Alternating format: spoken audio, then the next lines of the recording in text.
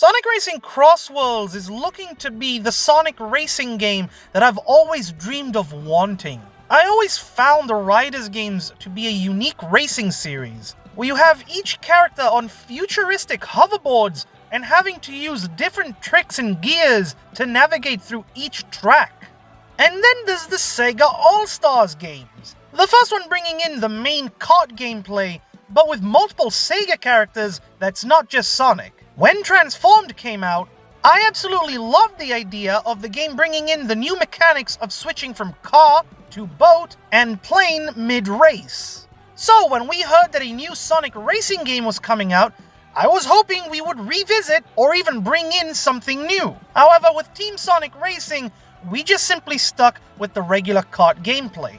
That was until recently, where during a state of play, Sega and Sonic Team revealed their next racing title, Sonic Racing CrossWorlds. A brand new Sonic racing game that not only brings back the transformed gameplay, but also mixes it with the Riders gameplay. We also had a new look at some customizable features for our vehicles, which is something they brought back from Team Sonic Racing. So, we have a mix of both Sonic Riders and transformed gameplay, but also the custom vehicles? What else can they throw at us to keep us excited? Well, how about a code to try out the game for ourselves? That's right, Sega did an online beta test that was exclusive to PlayStation 5 and had sent out codes to a select few who had subscribed to their listings. And I was one of the lucky ones enough to receive a code, so I was able to try out the game for myself. Now let me make this clear. This isn't a review of the game, but my overall thoughts of the game's beta, as well as my wants and wishes for what I would like to see in the game's final release. Let me just start off by saying that this game looks absolutely beautiful. The colors on screen really pop, and the animations in the game are stunning to look at. Note, this only goes for the playable characters. Some of the NPCs tend to freeze now and then, and sometimes they just look awkward or just hilarious at times. The voice acting is once again fantastic, with every character getting their current voice actors back.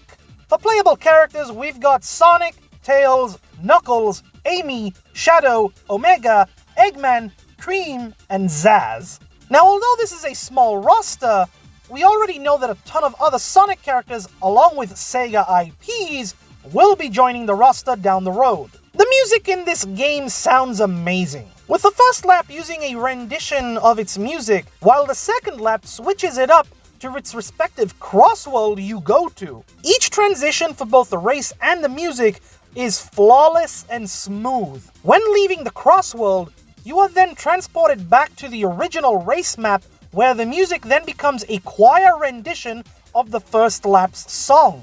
Now, although the music sounds amazing, I do wish there was an option setting that allows us to turn down the sounds and voices. However, we didn't get that option in this beta. When trying to listen to the music, all I could hear was muffled vocals, so if this is an effect within the game, I hope we get an option to turn it off. Team Sonic Racing did have this effect in the game every time you did a drift, where the music would become muffled and would only revert back once you stopped drifting. Now let's talk about the gameplay.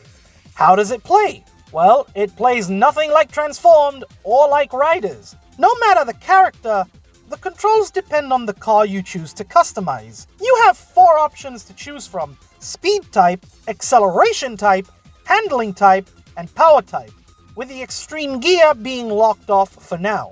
Now yes, the characters do alter your stats as well, but really depending on the different parts you have equipped is what changes most of your stats. When it comes to the customization options, it expands what you can do from Team Sonic Racing, giving you complete freedom to change the front, back, interior, colors, tires, stickers, and so much more that was completely locked away from this beta test. The cars control just like you can expect. You accelerate and you can drift. One gimmick they also brought back from the first Riders game is the trick system, where within the time span you are given in mid-air, you can perform multiple tricks to gain an extra boost. The controls for the car are tight and feel just perfect, being a mix of both the sensitive controls from the original All-Stars game to the wide turns from Transformed. I found myself using the handling type more useful when it comes to the drifting. Now, as for the boat and plane, they control very differently compared to Transformed. In CrossWorlds, the plane controls somewhat similar, however the drifting is less sensitive and it's less of a turn, and instead more of a charge up for your boost. The controlling is a bit sensitive, and I found it much better than the controls from Transformed. The boat, though, in my opinion, does need a little bit of tweaking. The boat in CrossWorlds turns just like how it did in Transformed. However, they removed the drift and instead used the charging jump mechanic from the first Riders game. And although it sounds good at first, when playing it, it becomes a little bit of a problem. Most of the turns during a boat segment is super sharp and very narrow, so you're bound to hit a wall no matter what. Speaking of which, back from Team Sonic Racing is the ring system. The more rings you collect, the faster you go. However, if you get hit in any way, if it's by an item thrown by someone else, hit a wall, or even bump into another player, it will make you drop some rings. This idea is fine, but I would rather prefer to lose rings either when getting hit by an item, or even by bumping into a wall. But bumping into another player is now a bit much, since a lot of these tracks from the beta was pretty narrow and it made bumping into other players an impossible task to avoid. When it comes to the items, however, there's only 2 items that I feel like that requires a minor tweak. The monster truck item, which is essentially this game's invincibility, is way too overused. I understand that when players struggle, they can receive this helpful item to keep them going and to give them help. But if roughly 3 players are using the item, it can become a bit of a problem for others.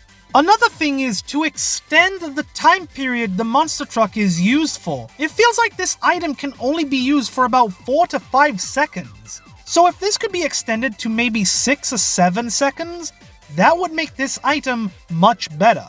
Another item that I do feel like can be a bit of a problem is the Ninja Star. It's a great item, and I love the details when it saws your car in half. But the slowdown is way too much. I would love to see this item do the same effects, however, to keep the pace of the race going, I'd shorten the time that you have when you get hit by one. Or keep some extra speed after getting hit. This is just me being nitpicky, but the items overall, they're fine. As for the tracks themselves, we have Metal Harbor from Sonic Adventure 2, Water Palace from Rivals, Rainbow Garden, Wonder Museum, and E-Stadium, which are completely original tracks for this game. As for the CrossWorlds, we have Dinosaur Jungle from Secret Rings, Kraken Bay, which could also be from Secret Rings, Roulette Road from Sonic Heroes, and a Magma Planet from an older Sega game called Galaxy Force 2.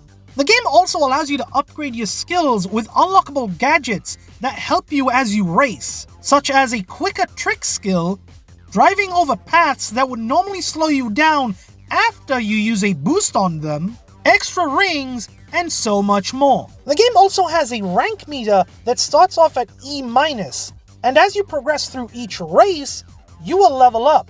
However, if you begin to fail each race after reaching B and start coming in last, you will instead degrade back down to a lower rank. I love this feature since it's a really good motive for you to keep trying harder each race. As for the online, it ran perfectly well. I did have a few connection errors and a grand total of 1 crash, but outside of that, it ran pretty smoothly. Unfortunately, I wasn't able to make a private lobby with my friends, so we had to resort to timing our matchmaking to join. Although that didn't work, I did end up bumping into some other creators without even knowing that they were playing. Overall, this game is shaping to be another great Sonic racing title, and with a digital deluxe edition confirming that we will be getting Sonic Prime DLC, I hope we get to see some other Sega IPs come back, since it's very much confirmed that those other games will also be getting new installments in the future. So with that said, I'm looking forward to see what comes next for Sonic Racing CrossWorlds. So, if you like this video, don't forget to like, subscribe, comment down below, share this video, you know what to do. And I will be seeing you very soon in the next one. Peace!